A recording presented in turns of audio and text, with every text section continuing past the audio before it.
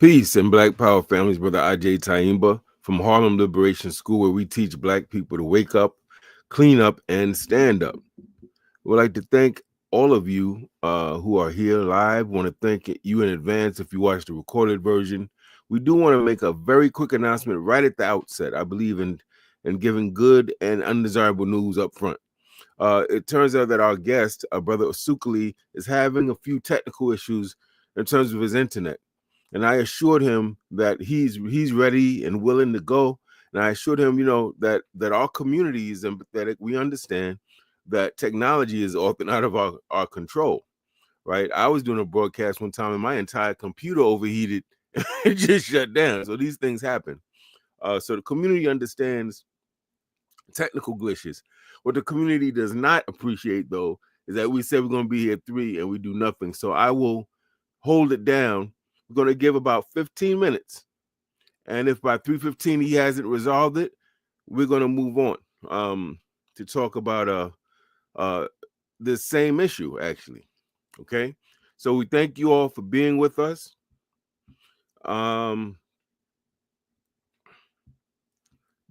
Jade Black says, Dr. Umar, I don't quite know what that is referring to. But shout out to Dr. Umar. It's my lovely queen, Brenda Hilaire in the building, is giving our greeting, Wakusu. For those who don't know, Wakusu is an acronym for Brother Malcolm's 3-part outline.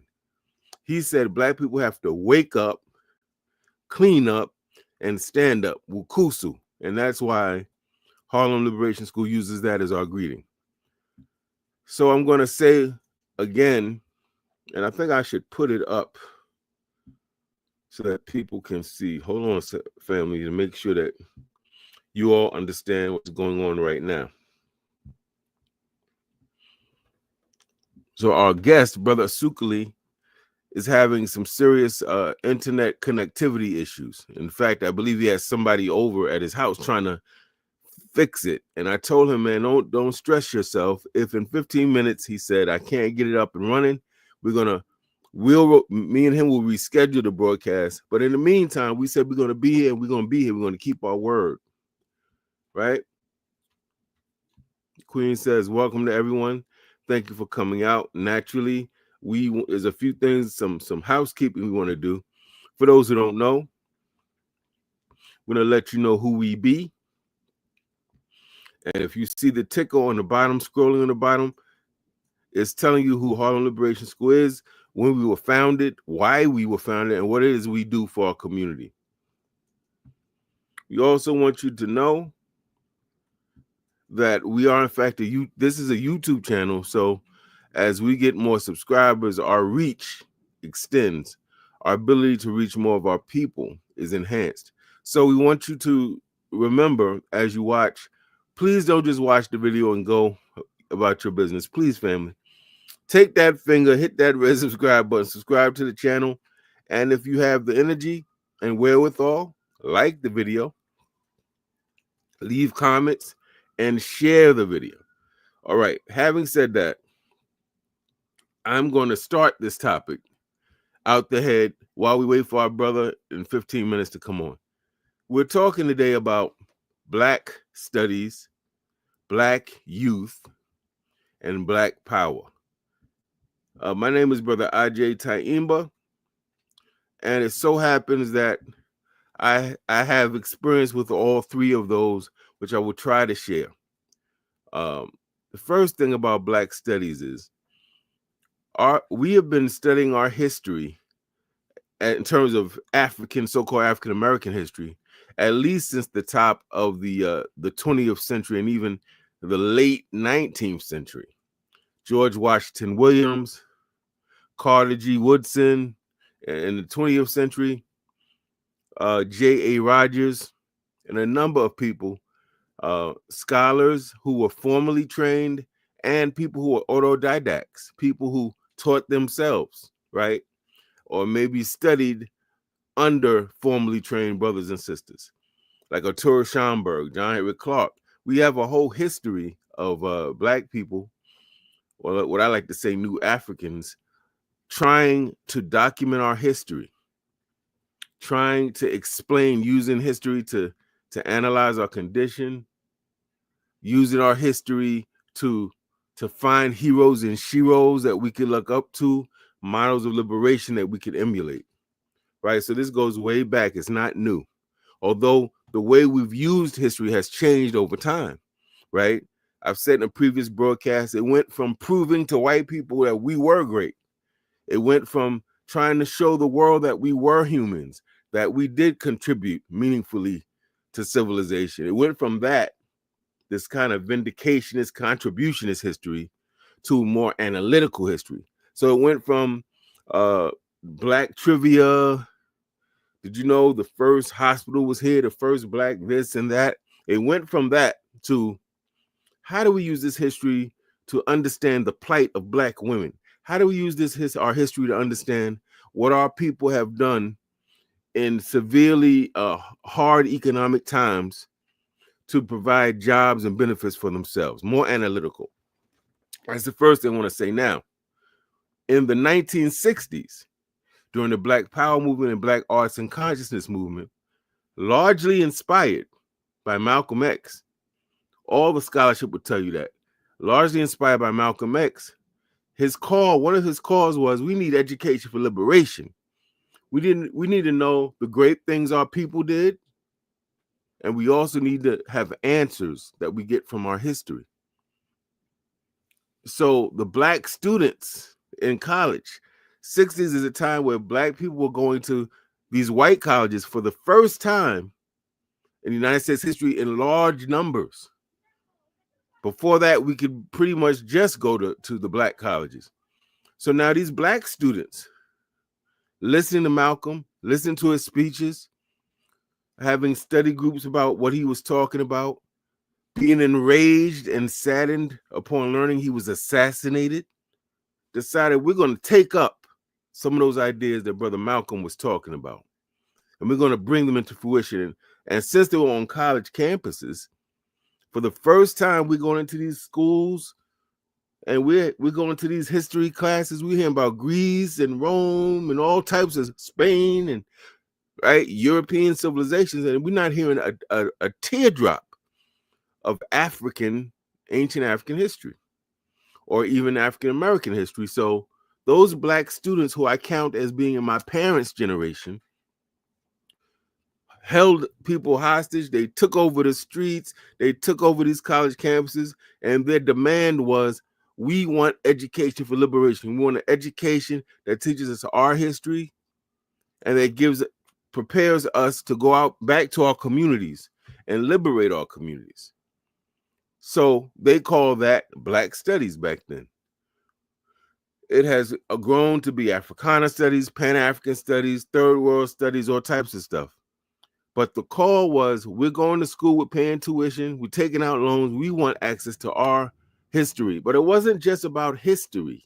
It was about education that would prepare us to go out and solve the problems of poverty, these overcrowded inner city, what they then call slums, violence in the community, providing protection, things of this nature, making sure we had quote unquote equal rights under the law.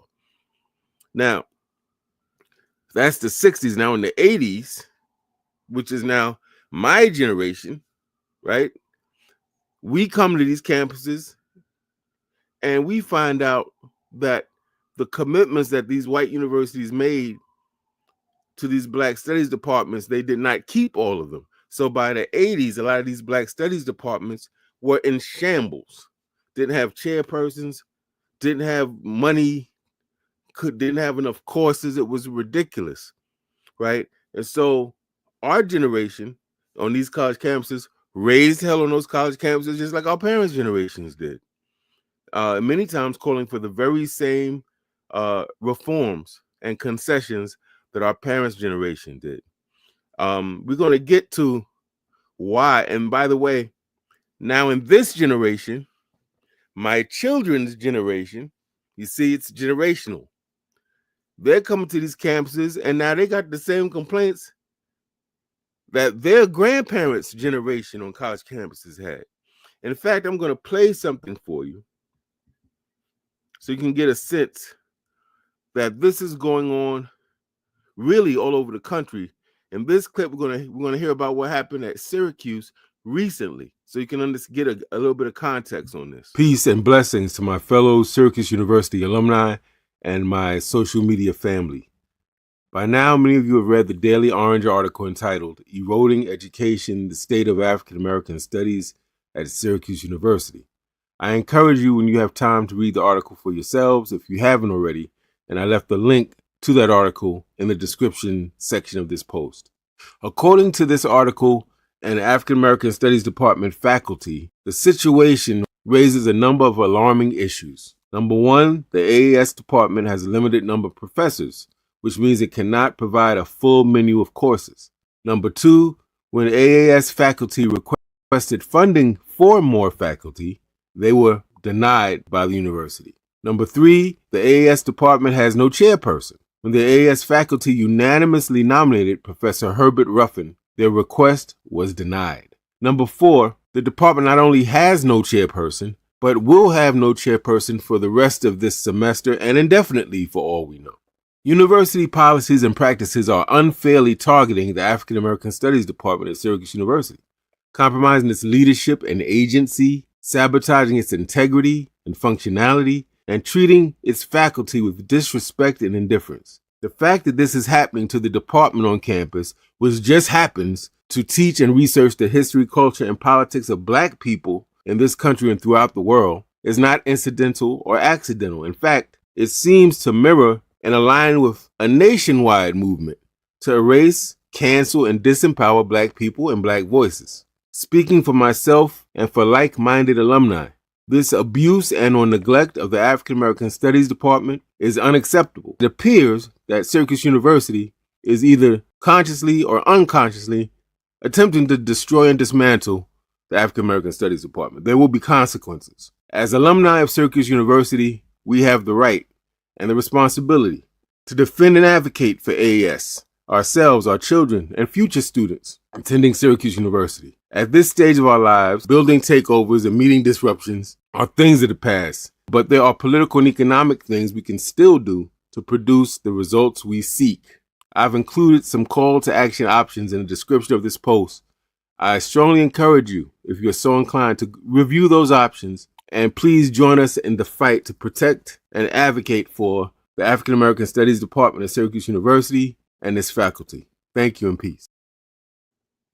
So in that clip, which was from last year, that's a response to some of us alumni 30-something years after we was taking over the university, now finding out some of the same issues we were fighting were present on campus today. The difference was that the students of this generation didn't quite know how to go about addressing it.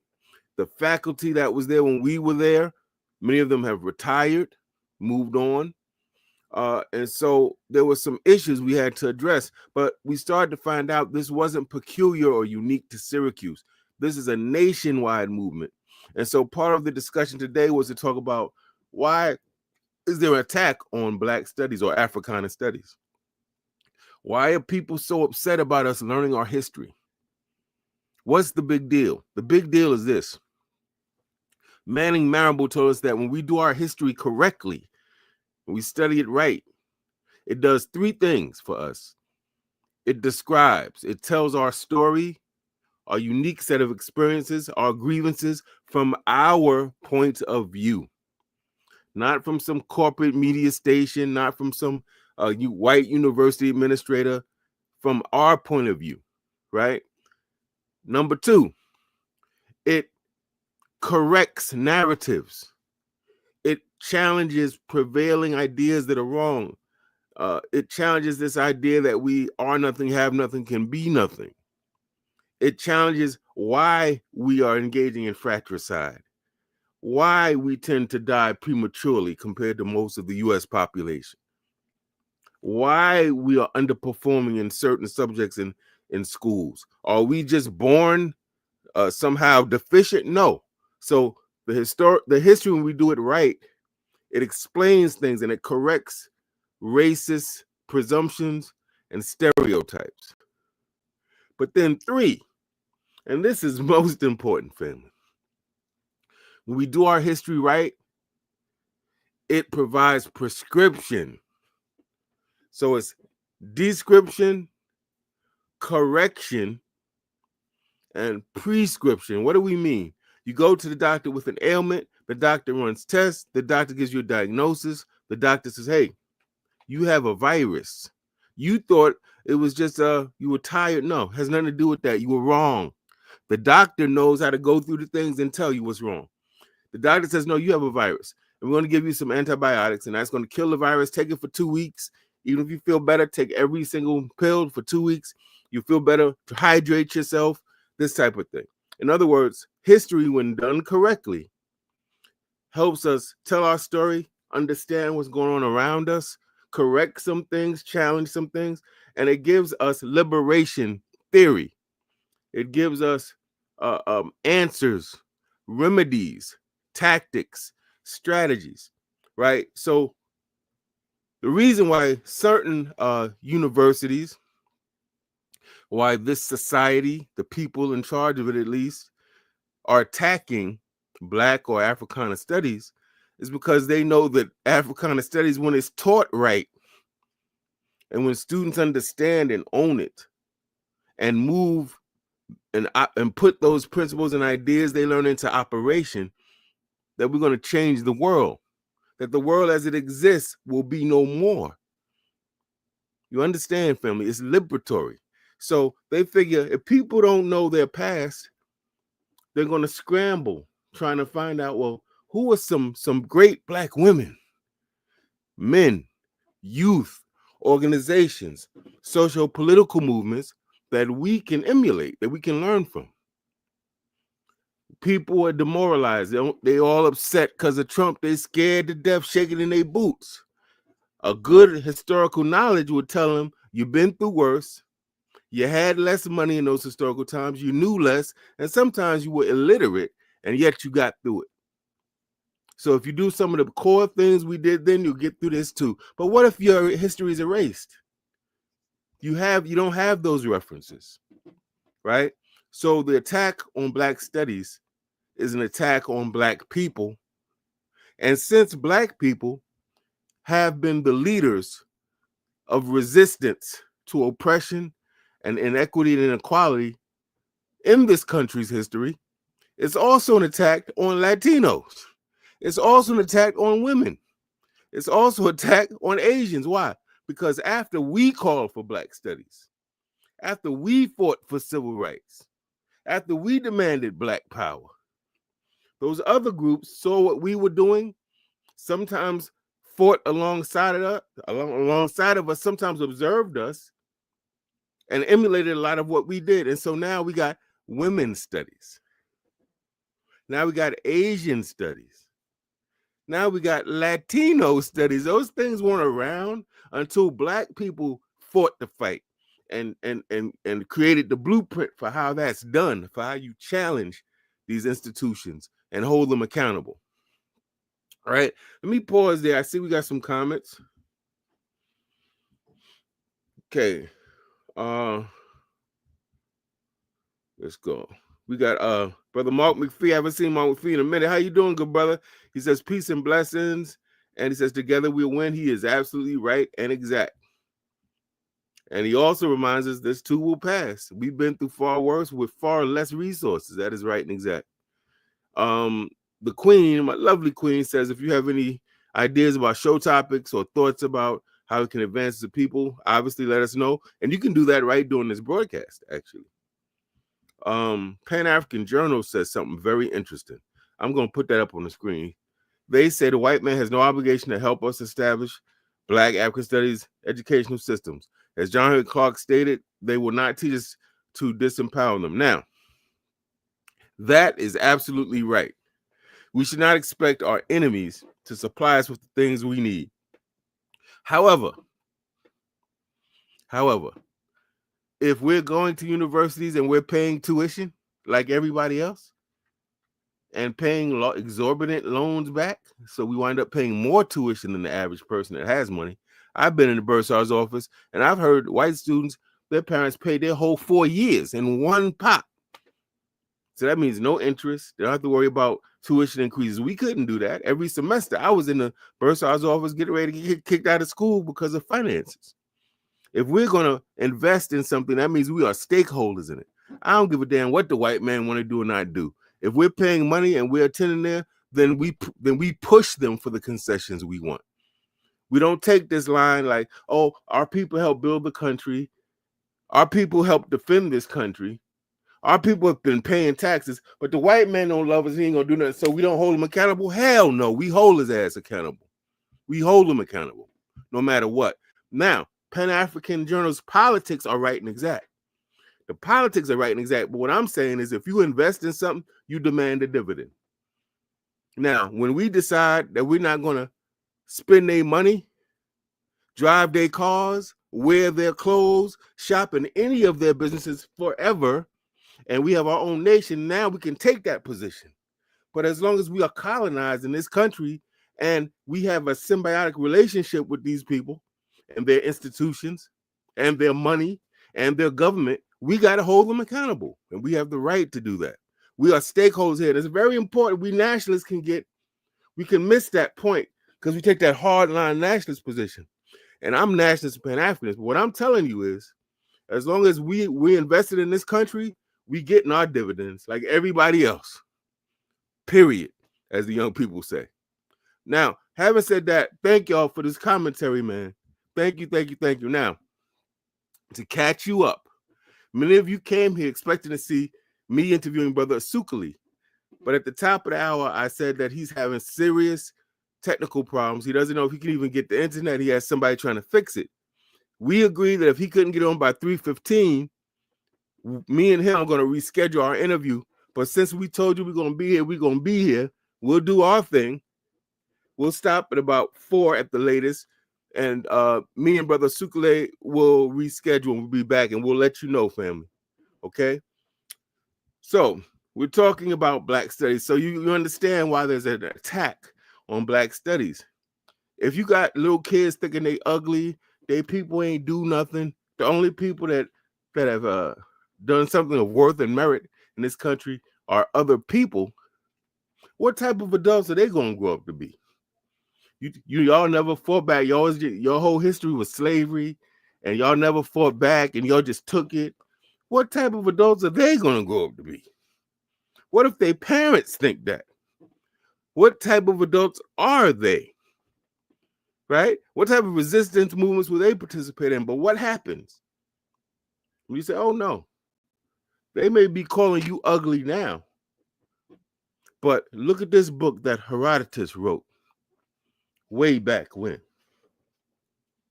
He writes that Ethiopian men and women, Ethiopian was his way of saying African, are amongst the most handsome race on the planet.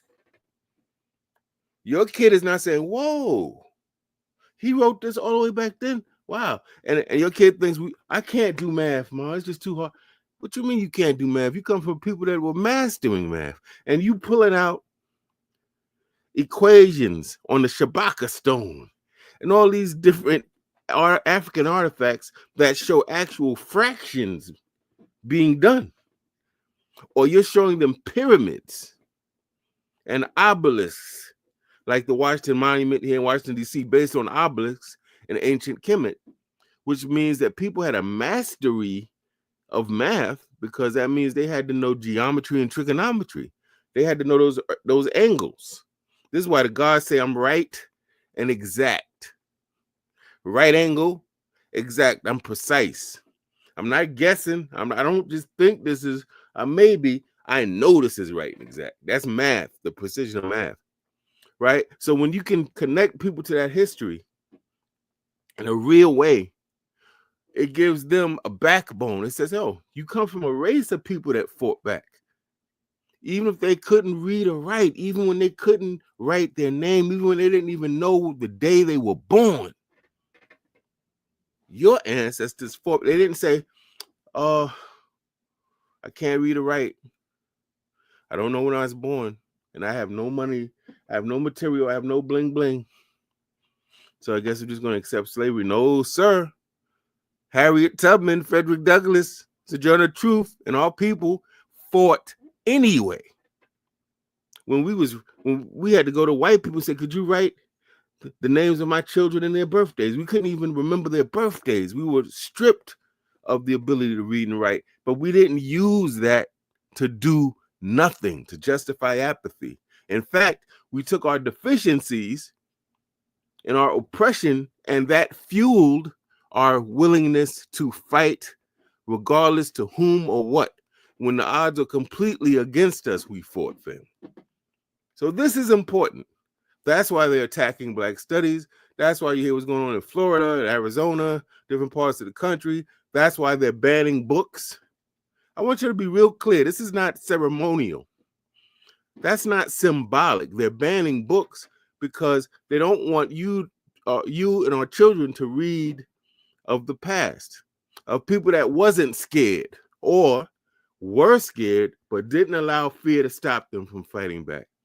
They don't want you to learn that there was a time when people, all they was making was $1 a week. Didn't have no benefits. Kids was working. There wasn't no labor laws yet. Kids was working just like adults. Wasn't no weekends, wasn't no benefits, wasn't no I'm pregnant, I get maternity leave. And instead of us crying and falling apart, we started banks with pennies.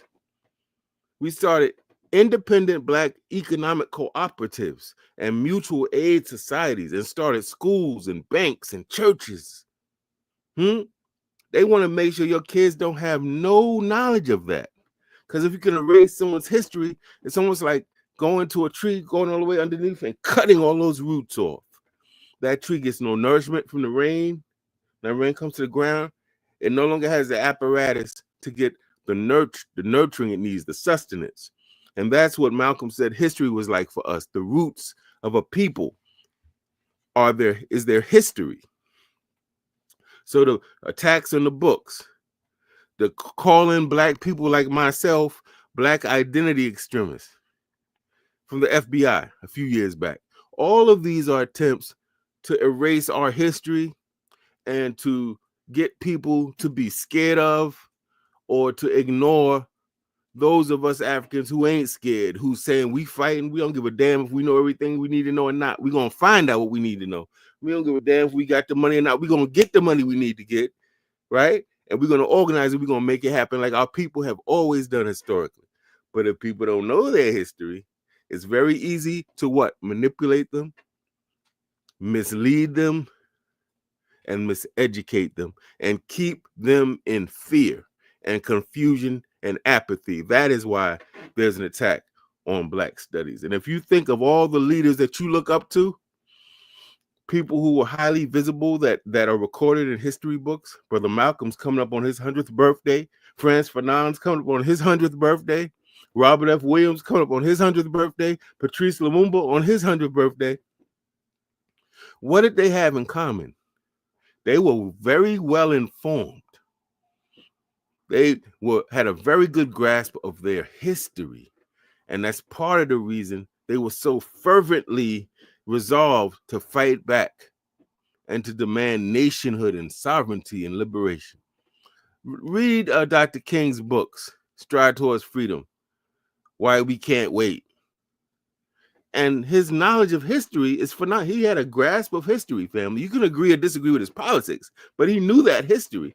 Matter of fact, he quotes Marcus Garvey as being the first Black man that gave Black people as a whole a sense of somebodyness. So he knew the history. He knew the history of Gandhi. And that's one of the reasons that he engaged in nonviolent direct action. So the history is important. And we just want to move off of that. We're going to get into Black youth. And I'm like, oh, there's my man. There's my man. I consider this brother Karim is like, he's like a younger and a current brother Khalid Muhammad. Uncompromising, fearless, one of the real ones. Brother Karim, salute back to you, brother. Salute back to you, man. We got to get back. And we got to do a broadcast with you, good brother. I'm going to hit you up later, man. Love you, brother. You keep fighting, man. Fearless. Fearless. We got, I think Brother Asukile saying that he'll be on in 5 minutes. Great. Great. Okay, good. I don't have to run my mouth for the whole show. Very good. And brother, plenty more designs. Blizzard is that guy. You better believe it. Salute for sure. We got some warriors up in here, and don't forget the queen. Let me tell you about this lovely queen. Where is she at? Brenda Hilaire. This lovely queen over here. You know, I call this woman the Black MacGyver. Y'all remember that MacGyver show with the white dude? It was a fictional TV show, but you could give him like a matchstick and a piece of gum, and he could fix anything. This sister is just like that. You should see her fixing up the house. It's incredible, man. It really is. I love to see our people tap into what God put them here to do and living out their purpose, man. That is such a blessing to know that you're on this planet, not just existing, drifting around like a feather in the wind, but you're doing something of importance that helps not just you, but other people. That is a blessing. And I believe we all have that, at least that one thing. And so to see her doing that makes me smile and sound like she found her thing. That's one of the things that she does really well. Feeding the people, getting excess food from the church, fresh produce, potatoes, onions, all types of stuff, and feeding the people in our building, family. Y'all not hearing me. Y'all talking about power couples, and these people ain't power couples. They just got a lot of bling bling. Talk about a lot of foolishness, pushing all types of toxicity on TV. This is what we call a power couple. Black people who empower the community. That's a power couple. So I'm proud of her, and I'm proud to see the work she's doing. Oh man, listen, Pan-African Journal with the powerful comments. Yes, Captain Ibrahim Traore, the president or the leader of Burkina Faso, is doing exactly what every other African leader should be doing. That's exactly right. Listen, you're never gonna get me to disagree with that. This brother done kicked the French out. Or Burkina Faso, Niger, is it Mali? Formed the Association of Sahel States, paid their national debt straight up without a dime from the white man, got their own military building up, told Donald Trump to keep his hands off of his long lost brothers and sisters, African Americans. Oh, I got nothing but love for Brother Ibrahim Traore. And let's go deeper. He's the manifestation, or the reincarnation rather, of another bad brother named Thomas Sankara, who in fact during the African independence movement is largely responsible with his comrades for freeing Burkina Faso, taking it from, what was it called? Upper Volta, it was called back then, to Burkina Faso. He came up with the name. What does it mean? The land of upright men or people.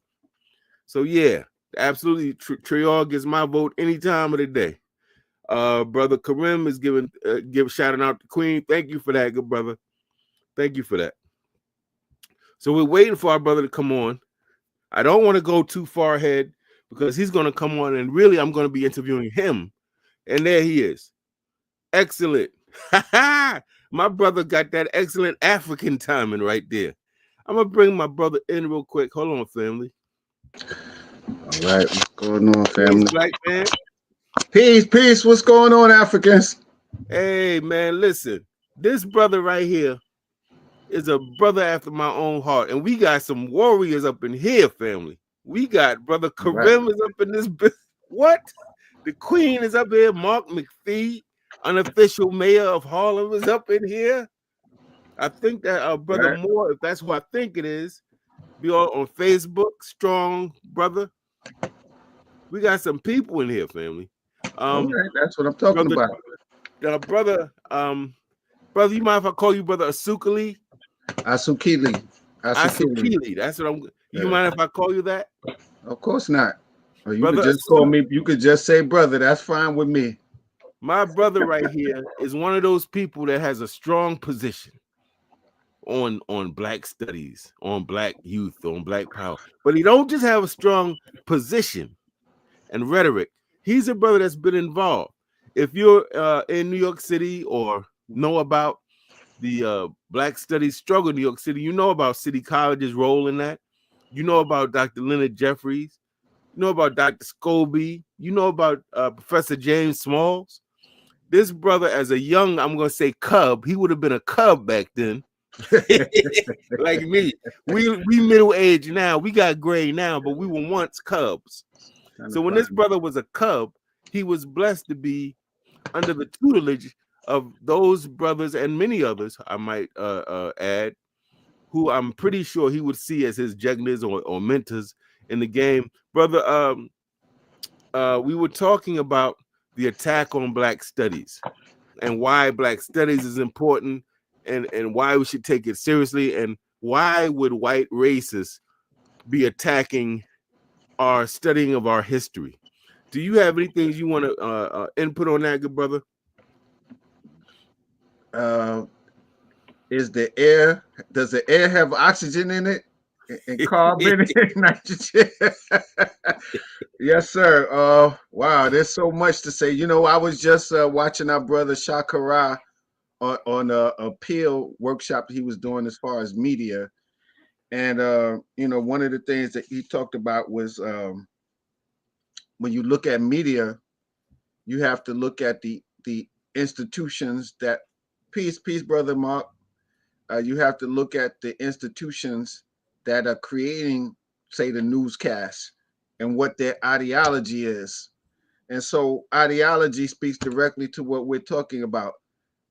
Black studies or Africana studies or Afro-American studies, even by those names, you could kind of tell where the chairperson or the creator of the department is coming from.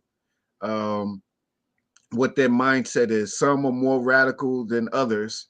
The ones that I'm connected to, and that you being a cub of Dr. James Turner, you're connected to, are the more radical, and not radical in terms of like Marxist communists. I'm talking about radical in terms of breaking from the mold of um, of purely being an academic institution, right? So Dr. Jeffries, Dr. James Turner, Malana Karenga, and others in their generation broke from the regular mode of keeping a, a academic field strictly within the lens of academia and solely belonging on and into the institution that it's on. So, for instance, City College Black Studies Department was not just limited to interaction between the students and the teachers and the whatever administrative staff. It opened City College up to the greater Harlem and even the greater New York and international realm. You know, the king of the Asantehene, he was there. Thomas Sankara, who you just spoke of, was there with his brother, guns out, blazing, speaking to the students in the classes.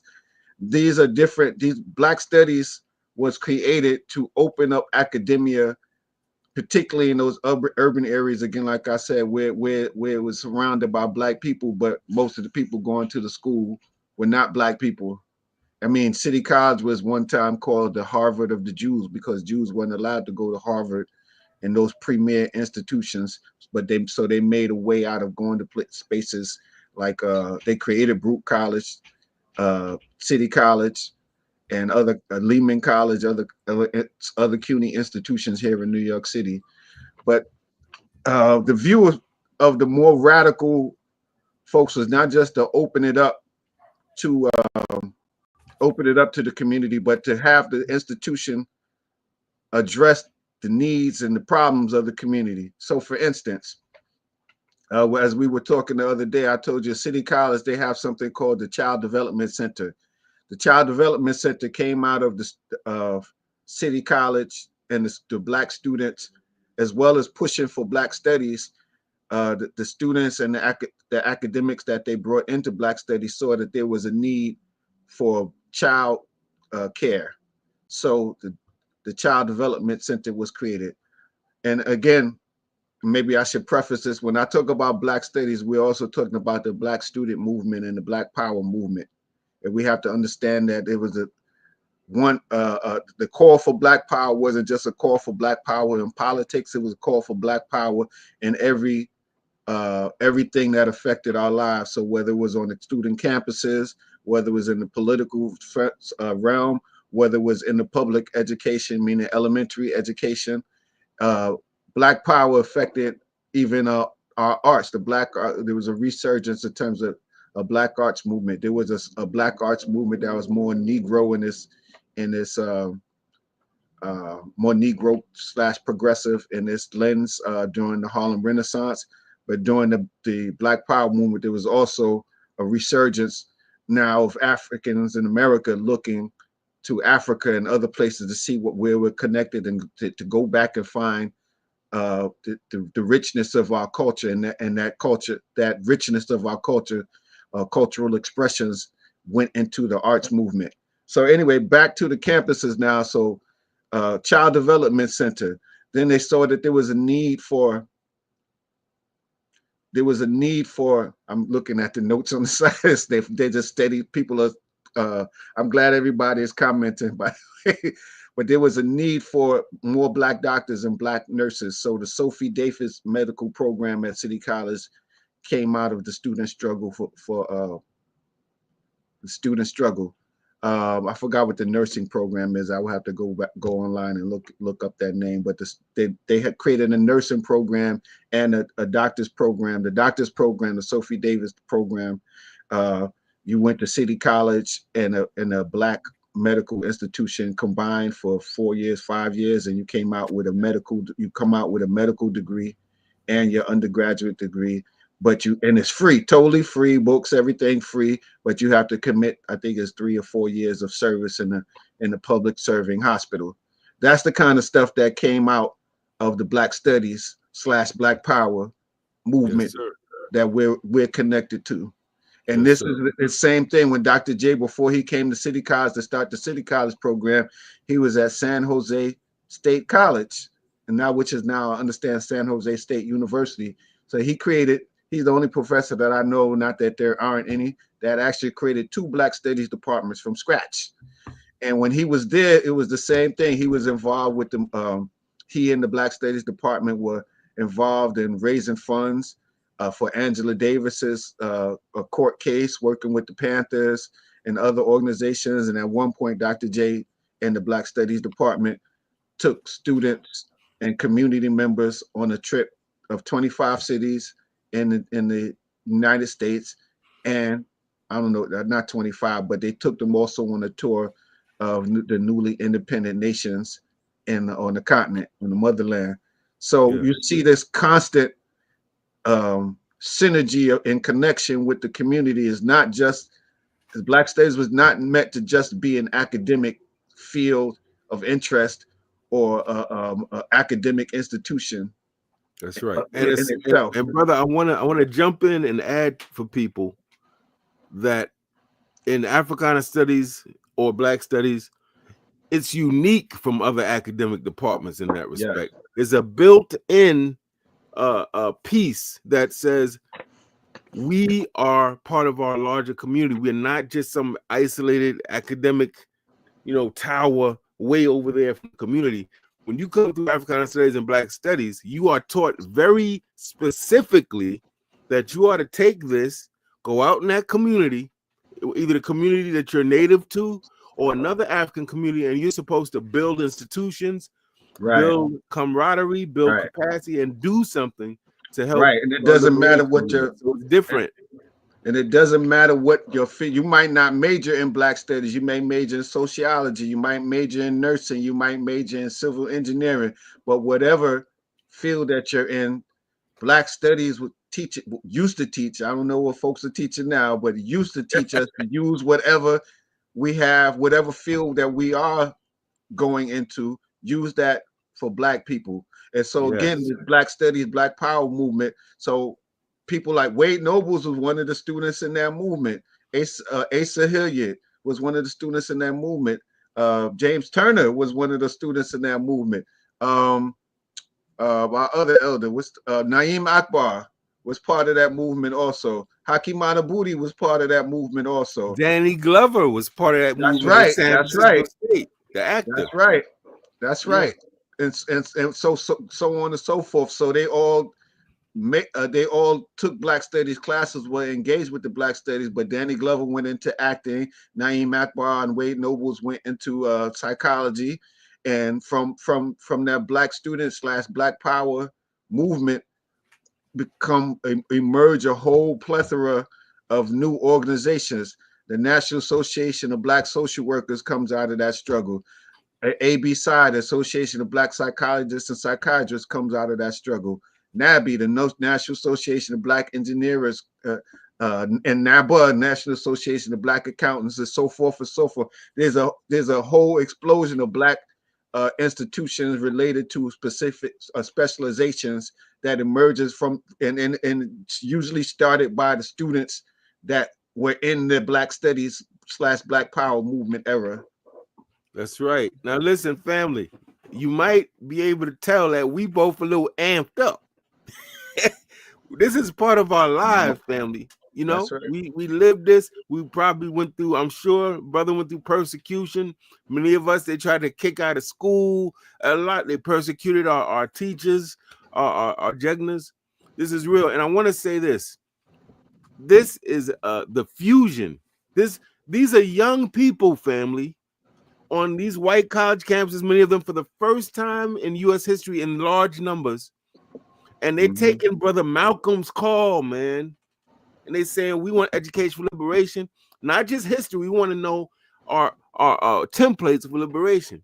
So what? So it's multidisciplinary. The brother touched on that. You can be in sociology, psychology. You could be into gender studies. You could be whatever, and still come through that Black studies or Africana studies line. And many of our teachers were not just sitting in some stuffy office. You know about Leonard Jeffries, Dr. Jeffries, and James Smalls over at Cornell, where I was. Dr. Turner was bringing in. Look, he hired Dr. Ben. He hired John Henry Clark. He brought them to Cornell and gave them positions where they were paid, where other institutions were trying to isolate them and saying that they weren't real scholars and all this craziness. But he also was one of the conveners for the 6th Pan-African Congress in Tanzania and Africa. So these are people who are not just teaching in the classroom, fam. We want to make sure you know this is not your average academic discipline. Right. Now, you have brother, to also add Ron Walters to that, because we Shashi McIntyre and that's it. Yes. God bless the spirit of Shashi McIntyre and Ron Walters and James Turner. Well, I have to shout her out particularly because she helped people to get their paper. You know, the old folks say, get that piece of paper. They're not talking about money. They talking about your credentials, your diplomas, your PhD, your master's, your bachelor's. And Shashi was one of those folks that helped a lot of our elders get the legitimate papers that they needed in order to be recognized, even though we recognized them in our community because for their research and respected them. In order for them to make certain moves, she helped, like Dr. Ryan Walters and others, get into places where they needed to get, just like James Turner helped Dr. Ben and Dr. Clark in terms of those jobs.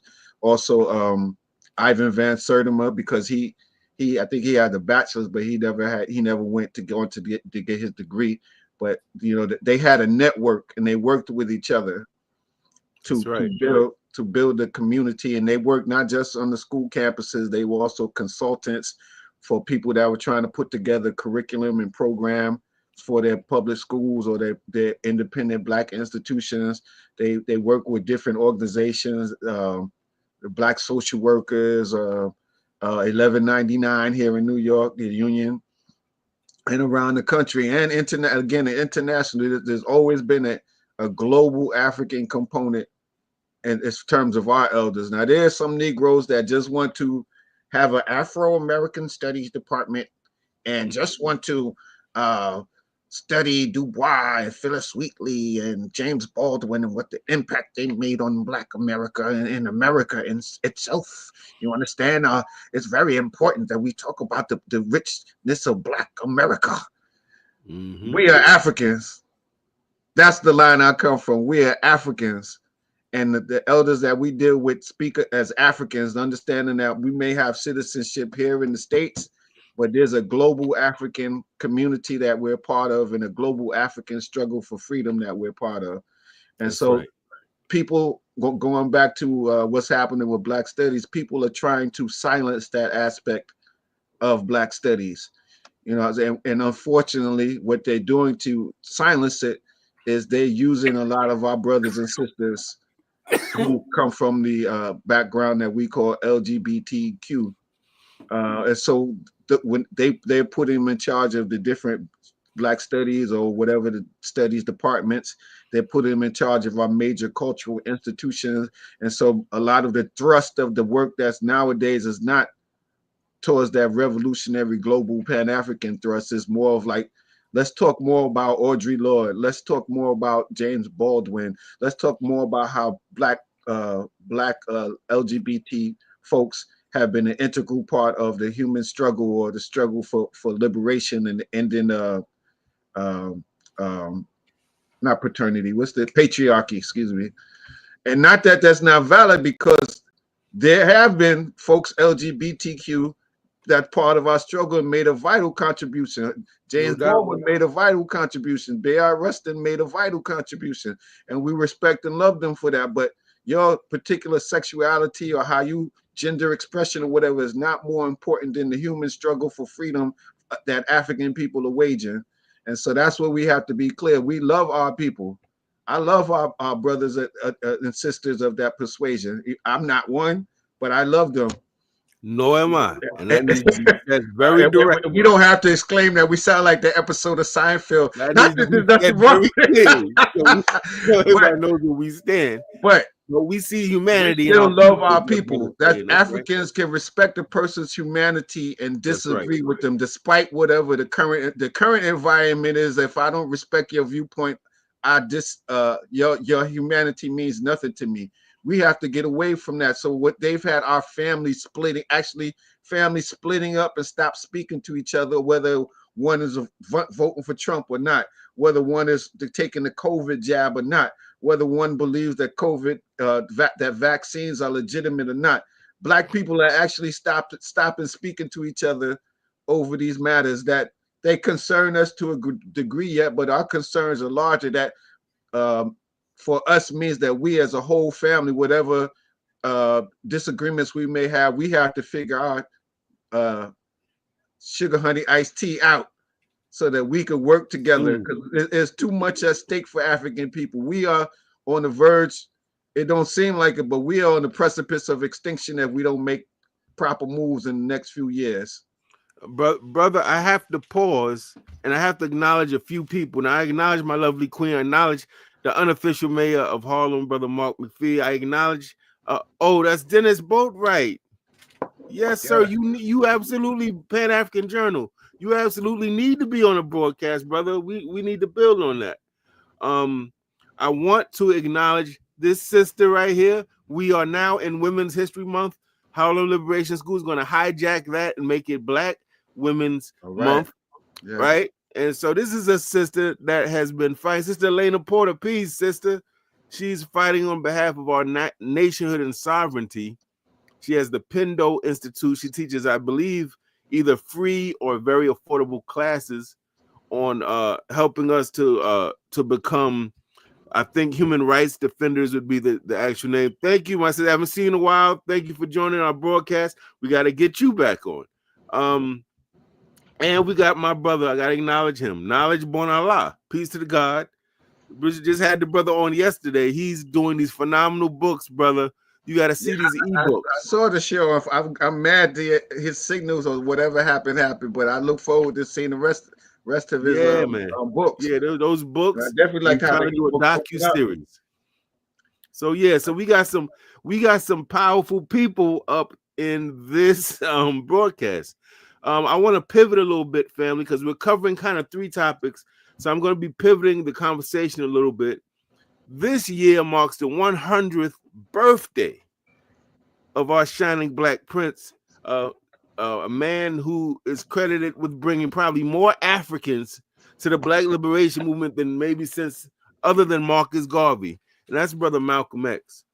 And I know, good brother, you being involved with the Sons of Africa, and the Malcolm X Commemoration Committee, you've been instrumental in organizing the annual pilgrimage to Brother Malcolm and Dr. Betty Shabazz's gravesite on his birthday every year.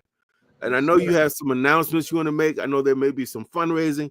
What I want to do is put the flyer up, if you don't mind, so people can see that as you talk. Could you kind of take us through what's going on this year, the things we need to know, the help that you need? So this year, as you said, marks the 100th birthday anniversary of Malcolm X's birth and the 60th anniversary of the pilgrimage itself. The pilgrimage was started after Malcolm's assassination.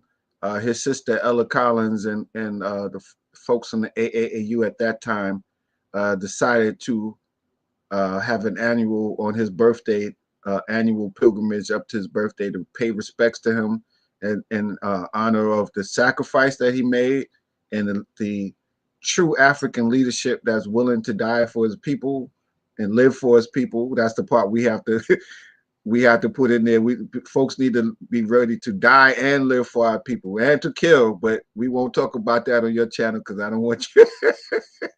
But Malcolm represents that for us, and so I've been doing this since 90 or 91. So this is going 30 plus years of this for myself. There's other Sons of Africa who've been working with Professor James Small and the OAAU under Willie Starks. Some of us even started while Mama Ella was still alive. But yeah, this will be the 60th anniversary of the pilgrimage.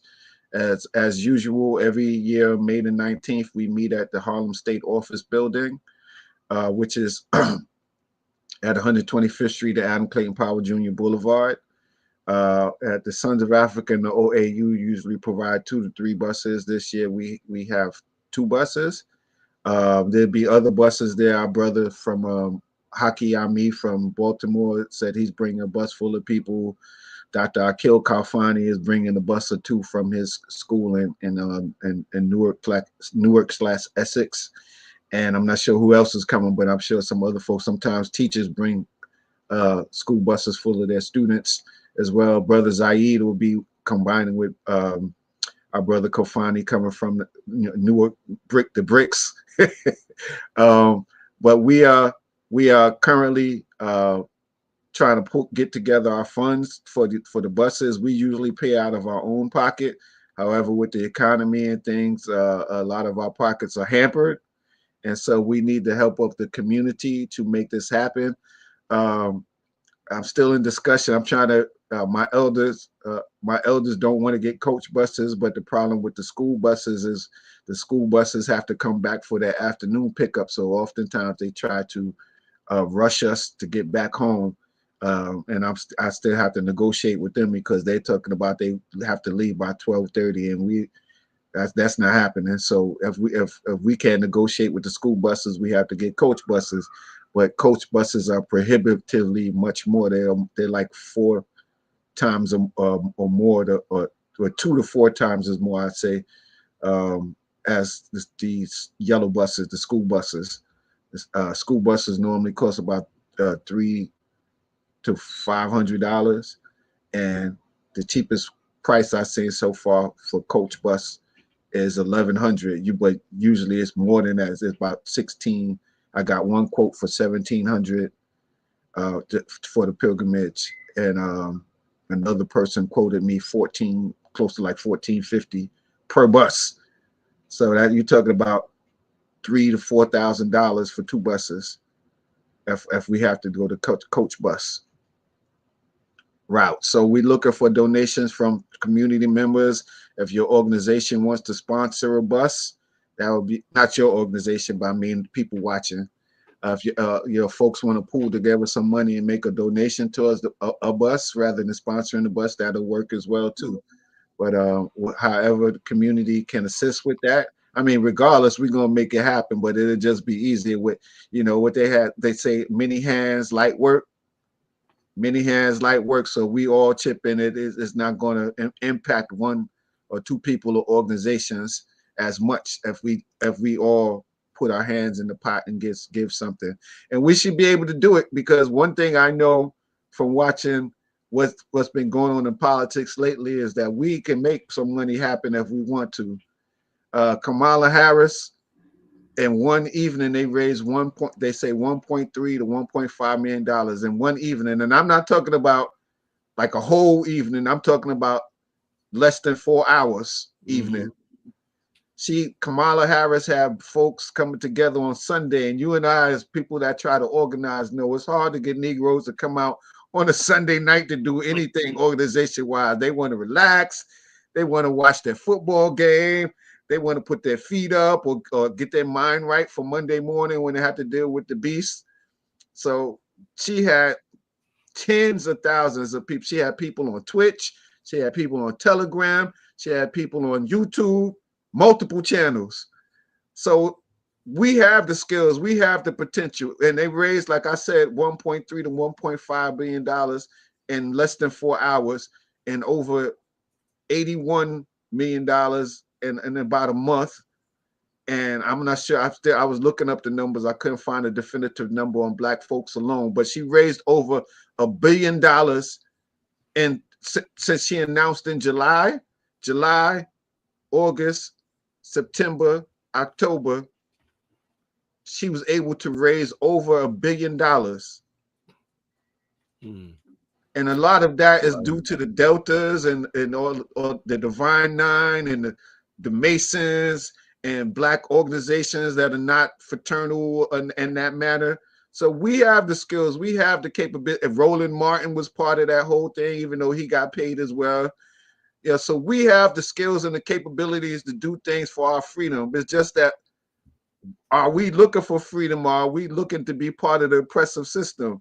That's the problem. And that's, again, back to Black Studies. Black Studies helps us to see that it's a problem, that my poverty is not just my poverty alone. There's a worldwide system of poverty and oppression against Black people that affects us in different ways, whether it's underemployment or unemployment period, whether who's first hired and first fired, who gets who gets access to learn what skill sets and opportunities and scholarships and programs.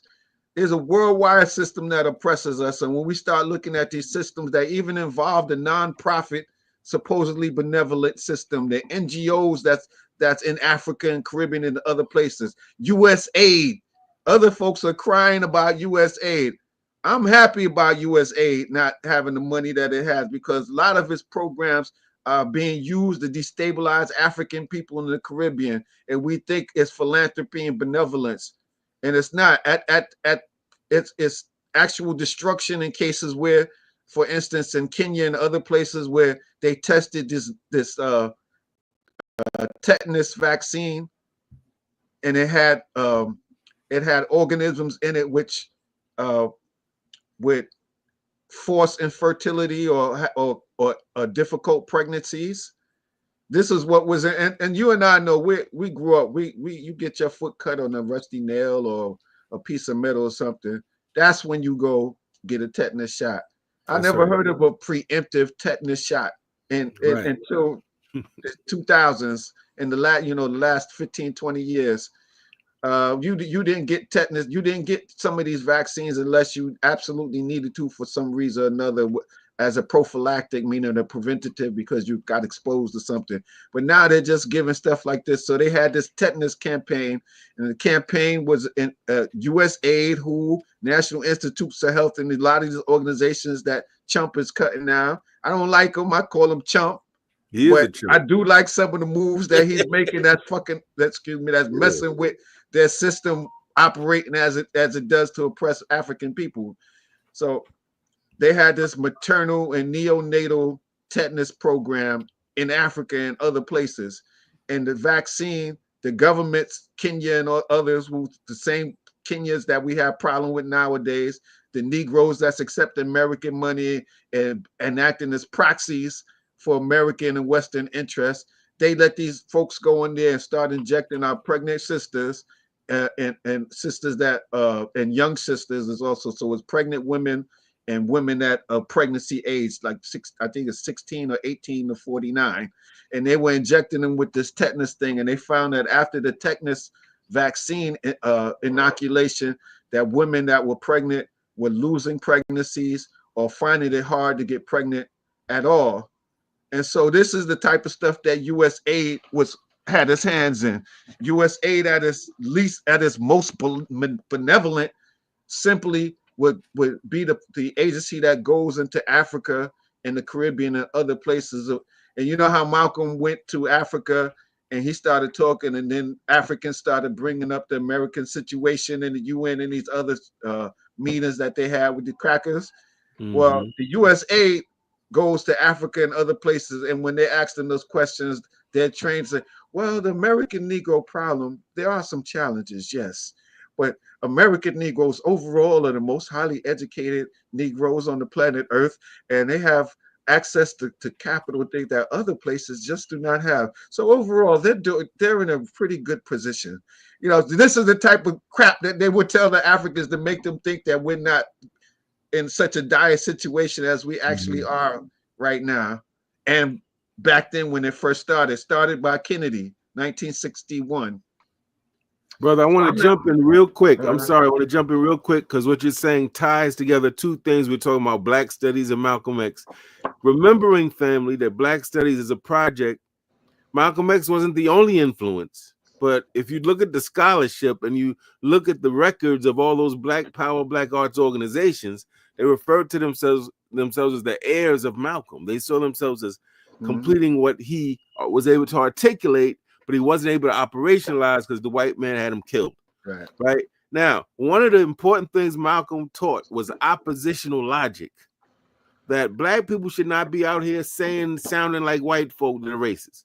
We should not be out here sounding like the government. We should not be out here with the overly conservative, well, we're messed up. If we just dressed right, if we didn't sag our pants, then the cops wouldn't be killing us. Come on, man. Come on. This is a systemic issue, right? Black Studies, because it's based on a nationalist, Pan-Africanist foundation, teaches that as well. So when you hear our brother here and he's getting on USAID, he's getting on these different things, he's showing you oppositional logic. He's saying that by definition, when the white man is advocating wholeheartedly for a particular remedy, initiative, or policy, we should by definition be highly skeptical. And we should go do the research. We should not believe their party line. And so that's what can't take it at face value. Can't take it at face value. I want to cover a lot, and we got to have you back on. Matter of fact, we got to have a panel with you and some of the very people that are in this this discussion as well. But let me pivot to this question, because I remember teaching a 8th grade class, and I was talking about Brother Malcolm and his brother. It's a brother that was a little bit challenging sometimes with his behavior. He says, "Mister, isn't he dead? Why is it important we talk about him?" Malcolm X. Could you of course, and then we had a little mini lesson on Malcolm X around that. But as we reflect on Brother Malcolm, his life, he's coming up on 100 years, May 19th. What if you could just highlight just a few quick lessons from his life and his leadership and philosophy that we need to internalize, appreciate, and apply? Well, first and foremost, Black nationalism and Pan-Africanism. First and foremost, before I go into anything about his character, how he conducted himself and so forth, Black folks, wherever we are, should control the politics, the economics, and the tools of culture. The tools of culture. And I want to be clear, the tools of culture, the dancing, the drumming, the clothing. Clothing is a tool of culture as well, because the way you dress says a lot about what actual culture is. Culture is not the dancing and drumming and writing and all of that. Those are expressions or tools of culture. The culture is actually the way that you think, what your values, interests, and principles are. So if your values, interests, and principles are not correct, and this is again going back to Black Studies, this is something that we need to go. That it was rich for me being involved with Black Studies. because it allowed me to see what the best of our African values, interests, and principles was by studying Ma'at and Kemet, or Egypt, as y'all know it, and other African traditions. John and Beatty's religion and philosophy exposed me to a lot of that as well. Bobby E. Wright, the psychopathic racial personality, helped me to see that there's a difference in the values, interests, and principles that most of us in this beast called the U.S. Value, and what the best of our ancestors' African values, interests, and principles are. So anyway, Malcolm said, we should control the jobs in our community, the schools in our community, the politicians in our community, the police officers in our community, the teachers in our community, everything that is involved in our life and our children's lives, and enables us to get, as Brother Small says, food, clothing, shelter, safety, and security. Everything that affects our ability to impact those things, we need to control in our, whether it's in our local community, or if we're a large enough majority in the nation or state, we should have a large enough or large say. So for instance, in Mississippi or Alabama, in those places where we have a large population, we should be have a large say in what goes on in the politics, economics, and culture in those states. Here in the U.S. and Bed-Stuy and Harlem, we have no say in Harlem. People already made plans in Harlem. Malcolm will be absolutely mortified to see that. So Black nationalism, then Pan-Africanism, there's a situation that's going on, and at his time it continued, and before his time, during Garvey's time and others, and it continues to persist. And the same conditions are manifesting today all over the world. Pan meaning world, African, what's happening to Africans all over. So for instance, when we look at gentrification, Malcolm would say not to just look at the gentrification here in New York City. Look what's going on up and down the Eastern Seaboard in urban areas, or areas where Blacks are the majority. White folks, it's like the Sea Islands, for instance, which is not necessarily an urban area, but white folks are trying to take beachfront property. They're trying to take the urban city area, the urban areas back, or the areas immediately surrounding the urban areas back, and they're pushing Black folks, who are the majority of the population in those spaces, out. And that's here on the East Coast, that's here on the West Coast. But guess what? It's also happening in Jamaica.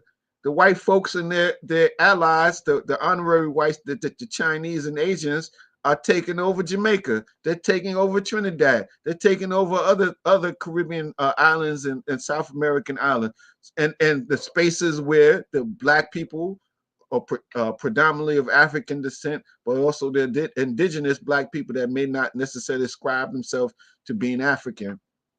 So if a Pan-African perspective allows you to see what's going on there, is the same thing that's going on here, is the same thing that's going on in Africa, right? The Chinese now are making these soft power alliances with Africans, but they're taking over key ports. They're taking over key infrastructure like transportation, which will enable them to carry their, how should I say, which would enable them to carry their goods that are produced in China into Africa. They built it, aside from even dealing with us, they've also built a new railroad that goes from Southeast China all the way across Russia and the other Asian countries into Germany.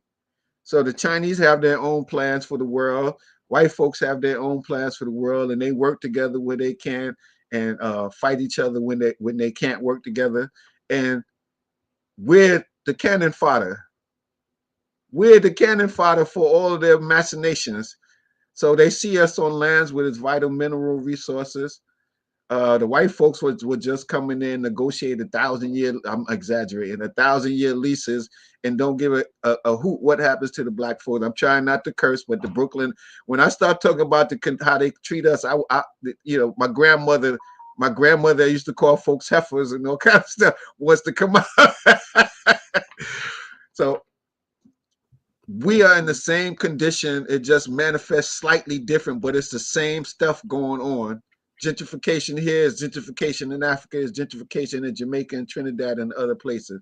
So Malcolm would say that we have to look at those things holistically, globally, and look at our condition to see what unites us more than what separates us. Malcolm would also do exactly what you said. Malcolm was a critical thinker. Malcolm told us, if you listen to the media, it'll have you loving your enemies and hating your friends. And that's not an exact quote, but that's what he said. So just like USA, just like DEI, who benefits from DEI? Who's getting most of the DEI jobs? My Dennis that's on here, he sent me a thing and said 30 somewhere 40% of the DEI jobs are going to white women. And I looked up, and that was a report that was using census report numbers. And I looked up last week when I was talking at Mark McPhee's Senior Center, and I pulled up fully 70% of the DEI diversity jobs go to white women and men combined. Overall, going back to what Dennis shared with me, 96% of DEI positions and chief diversity officer and other positions that are open went to white women first, then white men, then Asian men and women, then Hispanic men and women. And guess how much black folks got of that little piece of that pie? 2%. No, it wasn't that bad, but it was double that. it wasn't quite that bad, but it's still freaking bad. 4%, depending on what you read, 4 to 6% of the DEI hires are black folks. So why are we leading the rallying cry and expending our energy to save DEI when it's not benefiting us? Now I talked to my godson's mother and my good friend Fatu the other day, and she's a consultant and a fund grant writer and things like that. And she did point out to me that it varies somewhat on depending on what field you're in. So she's in education, so the numbers skew up a little higher in that. But still, even in education, these are not permanent hires. A lot of them are consultants. So a lot of the black folks that are getting a lot of work in DEI are getting jobs as consultants. They're not the company hired permanent employee chief diversity officer, and even if some of those are still getting cut. So we're expending energy in wrong campaigns, wrong struggles. Our struggle is to be free and self-determined as Africans, to control the food, clothing, shelter, safety, and security of our people. And yes, while we're wherever we are at this particular moment, we have to manage the situation where we are and work together and build systems or subsystems within that system so we can negotiate. But we have to have our values, interests, and principles geared towards our sovereignty, our freedom, our independence. And if we're not clear that we need our own independence, everything else is going to get mixed up. So instead of dealing with the situation here, but expending most of our energy towards getting our own sovereignty, we're expending most of our energy towards DEI. We're fighting for DEI. We're expending most of our energy towards fighting for US aid. We're expending our energy for even sadly, even though George Floyd and other things. Now, when I say George Floyd, I'm going to say this. This system was built to destroy African people. So you're going to continue to have George Floyd's and our brother in Ferguson and Rodney King's. What'd you say? You're on mute. Mike Brown. Mike Brown. Thank you. Our brother in Ferguson, Mike Brown. We're going to continue to have episodes like this because the system is built for that to happen. And until we get our freedom in our own space, our own land, it's going to continue to happen. And then, so we spend energy on fighting those struggles instead of spending the majority of our energy to get the hell out of this beast. You know what I'm saying? So that we have to be clear. And I've been telling the elders whenever I speak, Mark can tell you, I told her last week, if the elders are not clear, then the children will be not clear.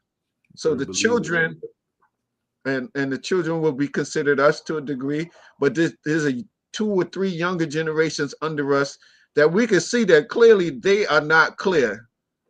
They're going for generational wealth, which means buying property, thinking that they could pass it on to their children and be able to put their children in a better place. They're going for metaphysics. They're going for crystals and positive affirmations. They're going into they you know what the older folks say, go into your medicine and these other things, which is fine. We need people in those fields, but again, generational wealth, if you don't have a system to keep it in the community, it's going to be reabsorbed. And we've seen that. You and I have seen that in our lifetime. We see elders that work their whole lives away to buy a house for their children to have to pass on. And then within a generation or less, the system has taken back, whether it's by deed theft or some other unscrupulous means, whether it's the children selling it off because somebody came and knocked on the door with a bag, uh, or whether it's just the system absorbed because maybe the people died and nobody's paying the taxes or whatever. So the city or the whatever governance structure took over the thing, and then it's back out of the community. These folks in Harlem that are building Harlem now, they had plans 15, 20, 25 years ago for how they were going to kick folks out of Harlem and how they were going to kick folks out of Crown Heights and Bed-Stuy. You and I both, being New York people, have heard people in Crown Heights talk about, since we were teenagers, how the Jewish community of their Mosaic was going and knocking on the doors in Crown Heights with bags of money to give people. And now they got all of the beautiful private homes in that area. And in that area, when you walk down certain streets like Kingston Street or Choop Street, and you look at all the stores, they have, if their women need dresses, there's a Jewish store. If their women need a coat, there's a Jewish store. If their kids need a computer, there's a Jewish version of a Radio Shack. If their women need a hat, or if they not a hat, a wig rather, because the women, married women, wear wigs. If they need one of those little furry, fancy Russian hats with the fur that they wear on their temple day, there's a store for that. They control every store in their community. They have their own ambulance system. They have their own informal police system that actually, the police, the the NYPD actually defer to their police when it comes to matters. They step back because their community will come out. Last year? You and I just both watched. They were looking for the dude. I forgot what they were looking for the dude for. He's a pedophile or something. And he was down in the mosque, not the mosque, in the temple on Eastern Parkway. And the police tried to go in there and get him. And my grandmother wants to come out. That's southern part of me. But they dang near took over the Eastern Parkway. They knocked down the police. The police were trying to get in there to get the person that they were trying to arrest, who had dug a hole up in the wall, some kind of nonsense. I have never seen nothing like that. But he had children in the little dugout. That's what, if I remember correctly, he had children that was kidnapped or something down in that little space. But they control the politics, economics, and culture, the military and stuff in their community, which is what you're supposed to have. And back in the days when the Italians were here in Brooklyn strong, or Howard Beach when Sharpton came out there, the Italians wasn't going for that.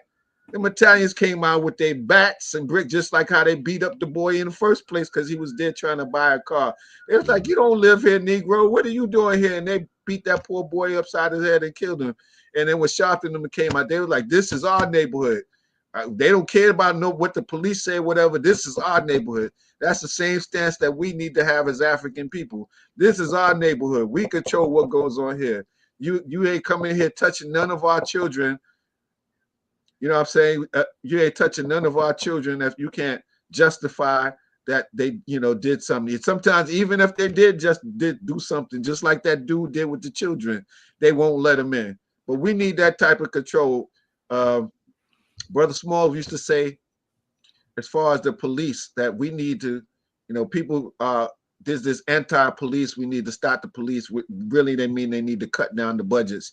But if there's police in our community, we should be all the police persons in our community, people that live in our community. That's our neighbors that respect our humanity. That's the type of police, if we got some police in our community at all, that we need. But the African tradition shows us that we don't really need police.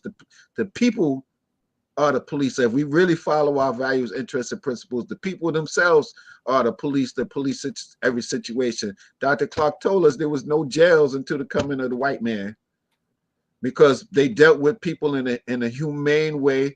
They penalized them for whatever they did wrong, yes, but still respected their humanity and allowed them to allow that humanity to be respected. Now, brother, let me jump in real quick because we're coming towards a close. We try not to go too far past 90 minutes because attention span, people tune out, whatever. But the question I want to ask you, we got to have you back. We need to have a part 2 to get to some of the other. You know what we need to do is just have one show on one of the issues. That's what it is, because it's so much, right? Yeah. But as we come to a close, number one, if you have a question or comment, put it up. Maybe you can get to 1 or 2 questions. But I wanted to ask, there was a time, definitely in our parents' generation and in our generation, when you said rally at Central Park, rally in Prospect Park, 12 noon, all black people come out. There wasn't no micro conversations about, well, I'm a feminist, I can't go to that, or I'm LGBT. Black people came out, right? Today, there's a lot of kind of subdivisions and ideological differences and infighting that kind of seems, and regional divides that kind of get in the way of effective Black liberation organizing and institution building and things of that nature. How do you suggest, what is your take on all of these different kind of sub-identities within what we might call Black people, New Africans? How do Well, you see that? one, I would say that that's not coincidental, meaning that it was planned. These stratifications and splits was planned as part of the social engineering. Um, Again, like I said before, they have us fighting a lot of battles that are not our battles to fight. And so all these different ideological, competing ideologies and lenses through which we view humanity have been put out there for the reason that they are effective right now. We have to realize that our struggle as Africans, whether you're a man or woman, is a struggle for freedom, true freedom and self-determination, for land, for power, wherever we are, to control all those things that I said earlier. Uh, you know, Black women have been looking at feminist perspective for a while, and they've created their own, from African womanism with a MYN at the end, to just womanism, play a regular spelling. People have different perspectives. The African woman is not in the same boat as the white woman. The white woman is having her own ideological competition / power struggle with white men that has nothing to do with African women. Now, there's something that paternalism. There is some paternalism in the African community, especially when you look at Judeo-Christian constructs like Islam and Christianity. But that does not preempt our solidarity as African men and women. Our virtues, my aunt talks about complementarity. There has to be man, there has to be woman in order for the African human family to continue. One cannot continue to exist without the other, even though they speculate and say that woman used to be asexual. If she was, she ain't right now. And unless society, unless God sends down some mist or whatever that makes that happen, again, theoretically, because I don't know if it was true or not, but they say the oldest human remains found. Then we definitely know this for a woman. Dinkanesh, or what folks call Lucy, affectionately, is an African woman. Then that's the oldest human skeletal remains that we found to date. So, but African men need African women to create African family. African women need African men to create family. So we need to be clear that our struggle is a struggle together. All of these different ideologies and you talk about the Moors and ADOS and FBA and all that. That's a whole other nuance. That's people that don't want to identify African. to me, basically. And I don't care. You could be a white person, but ultimately, really, when we look at the science, white folks come from the human strand that comes from Africa. So you could say you are Moor, you could say you Ados or whatever. Essentially, you still an African, whether your people came here uh, in the 1619 or whether they was here coming over the Great Land Bridge 10,000, 20,000, a million years ago. They came from Africa. So we have to be clear on where we stand, or else if you don't, what's that saying? If you don't something, you fall for anything. If you don't believe in You don't something, you stand fall. for something. If You you don't fall stand for for it. something, you fall for anything. That's right. We have Right. to be clear and stand on our square as African people, again, who need food, clothing, shelter, safety, and security to be self-determined. And in order to do all of that, we need some land that we control. And there's opportunities there for us while we in this vein, because I want to make sure that Dennis is listening, so I can't be on here and not mention it. The opportunities are there right now for us to reconnect with a place where we could have land and sovereignty as African people. The opportunities are with the Alliance of Sahel nations, Mali, Niger, Burkina Faso, Tanzania, Rwanda, and other places. Even though there's political turmoil, there are a lot of spaces on the African continent where African people run the politics, economics, and culture. Some, as we know, is Negro, and we need to work on that, but we still is black faces and most of the spaces controlling things. Yes, we need to work on it, but there's black folks there. You don't have to worry about walking down Utica Avenue or Howard Beach and with some cracker running up on you and busting you upside your head. It's African people. Now we have to deal with the Negroes in our midst and the folks that have European values, interests, and principles. Yes, but there's African folks there, and that would be the best opportunities for us to move forward. Because where would we, if we were here? I mean, we could, like the RNA wanted the next five states in the South where we had a predominant population, but I don't want to live too close to these crackers, because these crackers one day, if say they said, okay, we give up, we concede the 5 states to y'all, and we start doing good like we we saw Rosewood, what happened with Rosewood, how the white folks got, they be like, oh, these black folks they doing well, they doing real well. Oh no, we need to take that back. Come on, y'all. Let's go get this back right here. I don't want to be too close to white folks if they're not here. I mean, there's some good white folks, so-called good white folks out there, but unless they like John Brown willing to give their lives for principle, I don't want to be too close to them. And I know Now, some good. brother, I want to pivot very quickly because we're getting ready to end.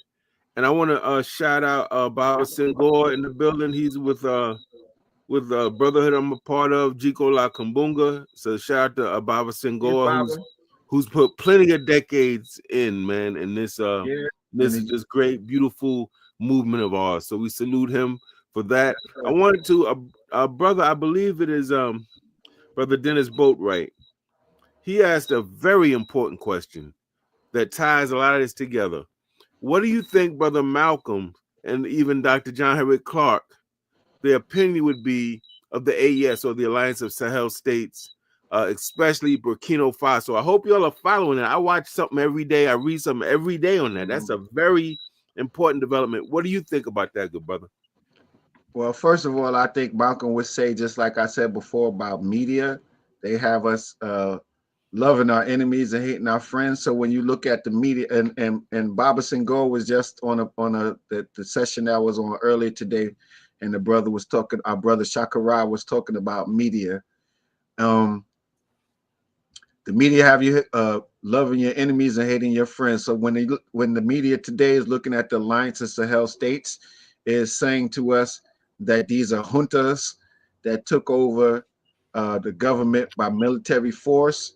And just like all juntas, they look at them very suspiciously. In fact, I was watching the Pan-African Parliament proceedings, and they were having a vote on some matter or other, and they were doing it alphabetically. And then I noticed that Burkina Faso, Mali, and Niger, and about 5 other nations were not recognized to vote.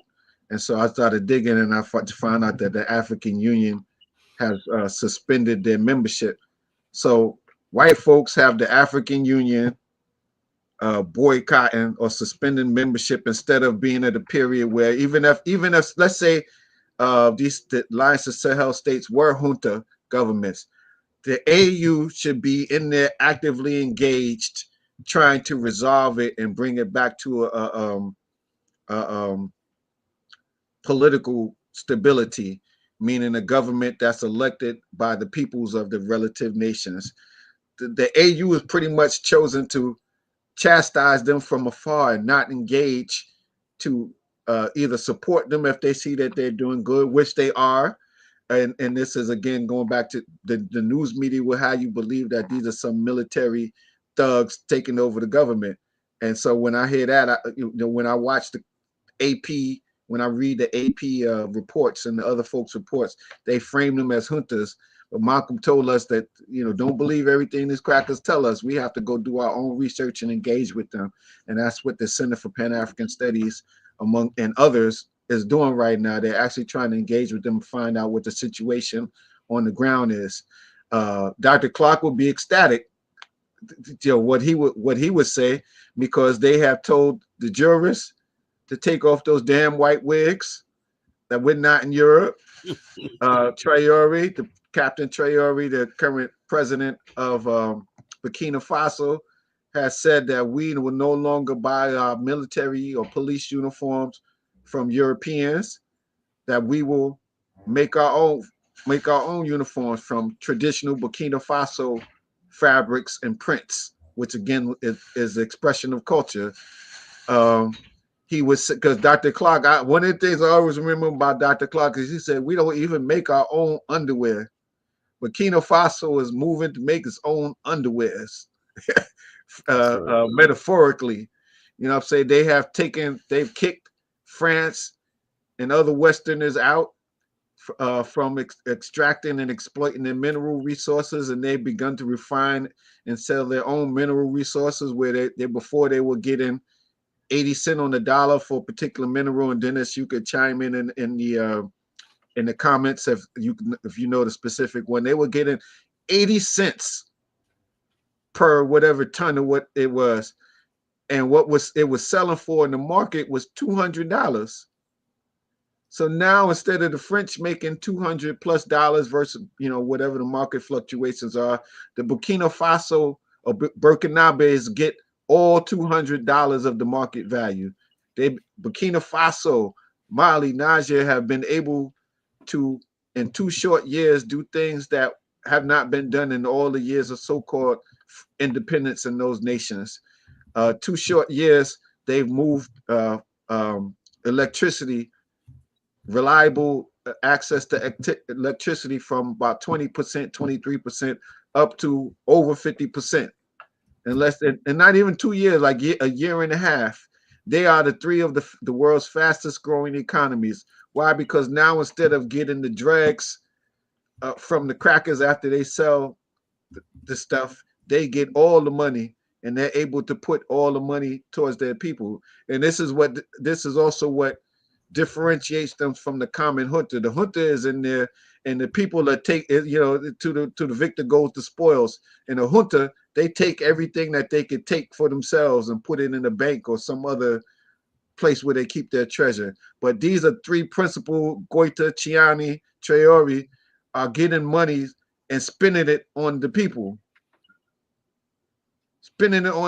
Creating refineries and production for the people, giving electricity, creating electrical grids for the people. This is the difference between the junta and what they're doing. They're clearly acting as principled people.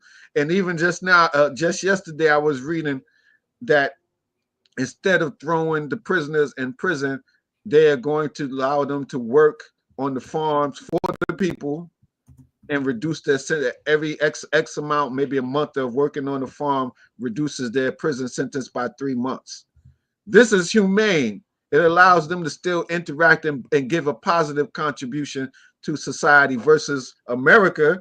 You go to prison and they use you as a slave, and they selling you the coal craft, they're selling you to North Face, they're selling you to whoever, whatever other companies they get paid from, and you get $2 or 20 cents or something like that.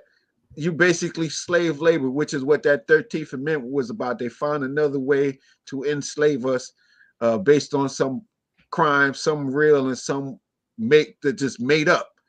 Vagrancy is a made up crime. They freed African people and that didn't have any homes or land or property, and so they're wandering now, trying to figure out what their next steps after the Ma'afa. And so the brother is sleeping under a tree. They go wake the brother up, or he's sleeping in somebody's doorway. They wake him up and arrest him for vagary. Now he's somewhere breaking rocks and building roads for some cracker, or on somebody's plantation doing the work that as a legal slave that he was doing as a legal slave. I say legal slave under the Ma'afa period when Africans, in that. So there's a bunch of games that they want to play with us. But Dr. Clark and Malcolm will certainly look at them and tell us that to lift the veil off our eyes. The white man's ice is not colder. His water is not wetter. His finery it pales in comparison to African finery. I can hear Dr. Clark now talking about the richness of African culture and the things that we did historically and the things that we do now. There'd be no internet. There would be no TV.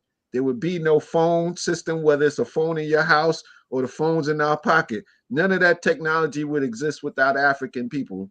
And so they would be telling us to look at this as an opportunity to link with them and create a new African reality, a new African renaissance for our people. And if we don't take advantage of it now, while these folks are fighting each other, the Ukraine and Russia conflict, and America's fighting with everybody right now, and Jews are trying to take over Palestine and build a little oasis for themselves, and they're fighting the Palestinians and the other /Arab and Islamic / Christian folks there, because remember, there's folks in the Middle East they're not all Arabs, they're not all Islamic.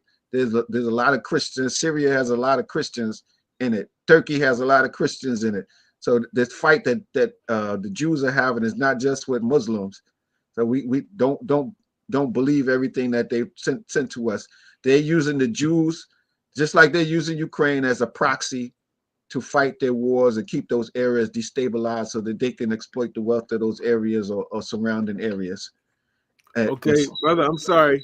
I'm not trying to be rude, but we have to get ready to go. I want to thank our good brother for coming on. This has been a long time coming. Probably should have had our brother on the broadcast years ago. We're going to have to invite him back. I'm thinking, man, he might want to come on maybe once a month up on here. So we can drop some Pan-Africanism and nationalism on the community.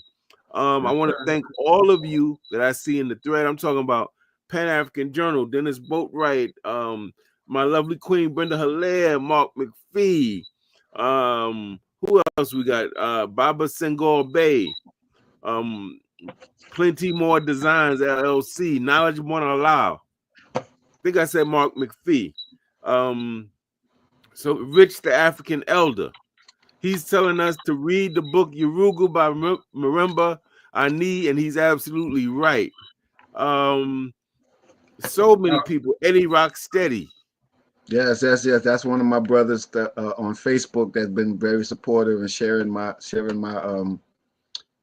content. Elena Porter in the building. We got to get her back on and talk about nationhood and sovereignty. That should be on all of our minds. Yes, as we can't fight the white man forever, family. At some point, we got to build independent institutions and structures and have land where we can operate freely and do trade with other countries, family. Right? That's right. But we also have to be ready to defend it.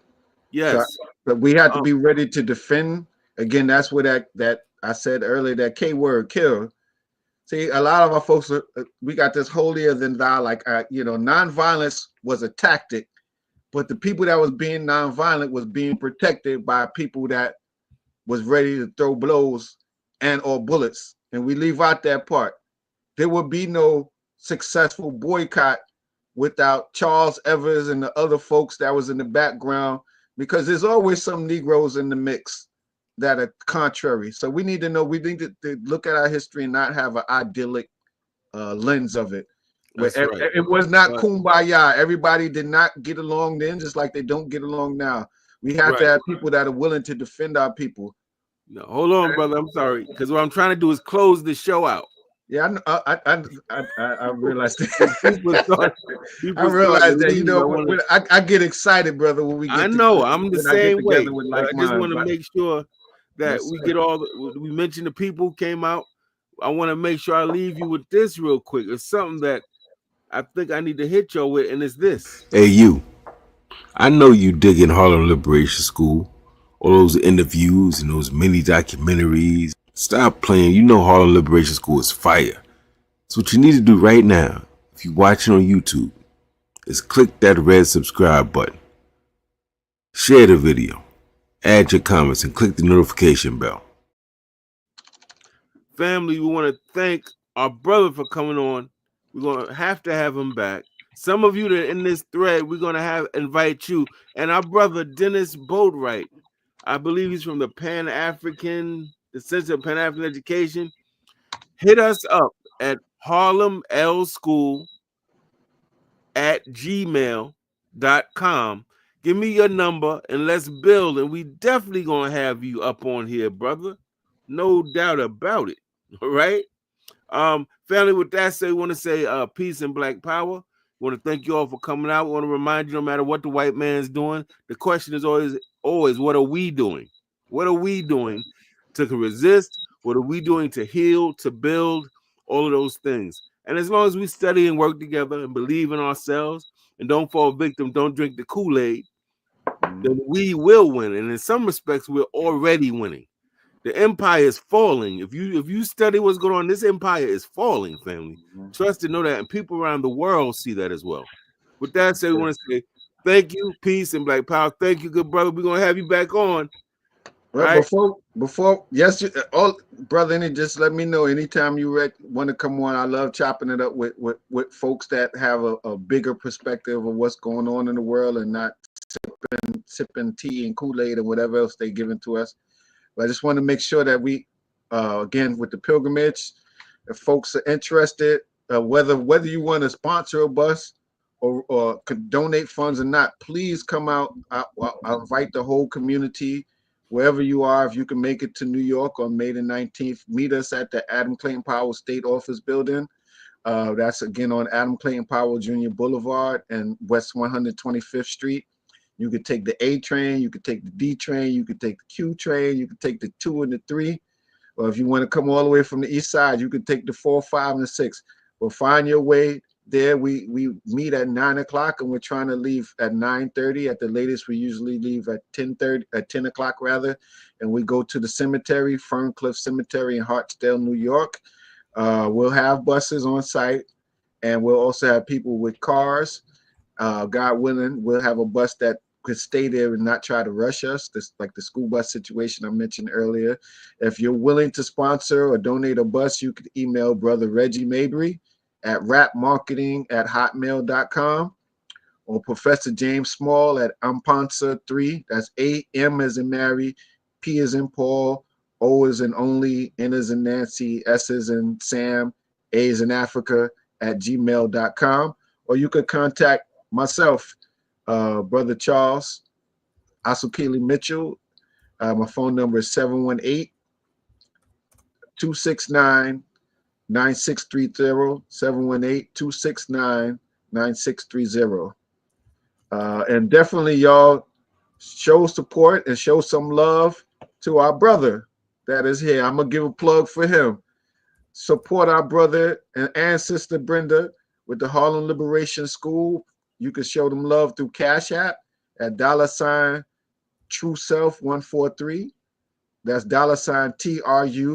TRUSELF 143. Show our brother some love because he produces some outstanding content. And I could tell you, for instance, I looked at his site, I looked at your channel the other day, brother, and I saw all the short clips that you made of you know, the little bites that people can ingest to get your information. It takes a lot of work to go in there and edit and get those bites and you know, put them together. But he's putting it together because he understands, as he said, the psychology of our folks, that you know, some people after a certain amount of time their brain starts shutting down. And so he made some 1 minute clips, some 3 minute clips, some 5 minute clips. And that, like I said, that takes a lot of work. And if he doesn't do it, he has to pay somebody that he or Brenda have to pay somebody to edit it. So he needs that money, y'all. Support the brother and the work that he's doing to liberate our people's minds and prepare them for organization and liberation.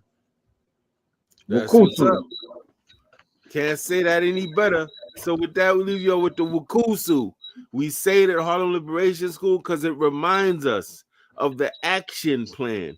Wake up, clean up, get yourself right, correct your self-defeating ways, and stand up. Build, heal, correct, right? Defend. With that said, peace and Black Power, family. Love y'all, man. Let's work together and stop all the infighting and the BS. Let's get it together. Peace. Peace.